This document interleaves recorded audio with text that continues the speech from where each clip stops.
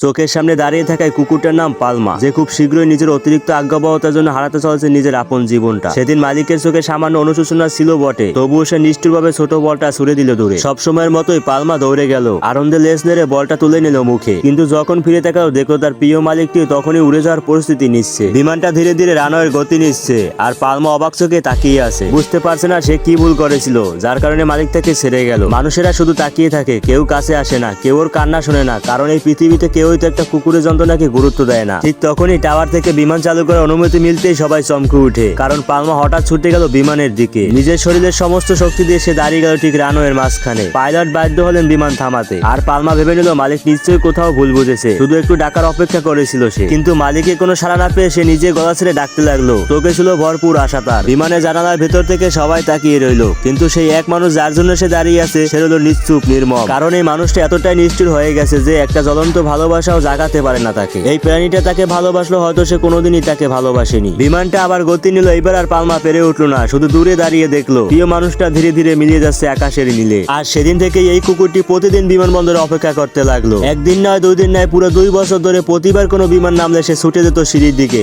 চোখে খুঁজতো সেই একই মুখ, যে মুখ তার ভালোবাসা ও পৃথিবী ছিল। কিন্তু যাত্রীদের চোখে সে শুধু একটা পথ ভোলা কুকুর। কেউ অবাক হতো, কেউ বিরক্ত, এমনকি কেউ কেউ পায়ে মেরে সরিয়ে দিত তাকে। শেষমেশ যাত্রীদের নিরাপত্তার জন্য বিমানবন্দর কর্তৃপক্ষ পাঠায় নিরাপত্তা বাহিনী। তারা কারণ না জেনে ধরতে গেল পালমাকে, তাকে বেঁধে নিয়ে গেল আর বলল এই কুকুরটাকে সরিয়ে ফেলো এখান থেকে। আর এই সবকিছু দূর থেকে দেখছিল একটি ছোট ছেলে। সে বিমানে নেমেছে, চোখে জল নিয়ে ছেলেটি চুপি চুপি বাসে উঠে পড়লো পালমাকে বাঁচাতে। কিন্তু মানুষে আঘাত পাওয়া পালমা ভয় পেয়েছিল। ছেলেটি কাছে আসতে সে ধীরে ধীরে পিছু হাঁটতে লাগলো, আর বাসের দরজা খোলার সঙ্গে সঙ্গে দৌড়ে পালিয়ে গেল মুক্ত আকাশের দিকে। নিরাপত্তা অফিসার চিৎকার করে উঠে বলল ওকে ধরো। কিন্তু তখনই এসে দাঁড়ালো এক ব্যক্তি, সে ছিল সেই ছোট ছেলেটির বাবা। সবাই থমকে গেল, আর তাদের পিছনে দেখা গেল এক নিঃসঙ্গ ছায়া, এক কুকুর যে আজও বিশ্বাস করে তার মালিক একদিন ফিরে আসবে। তো বন্ধুরা, ভিডিওটি ভালো লাগলে একটা লাইক করে দাও এবং এর পরের অংশ দেখতে কমেন্ট বক্সে পার্ট 2 লিখো।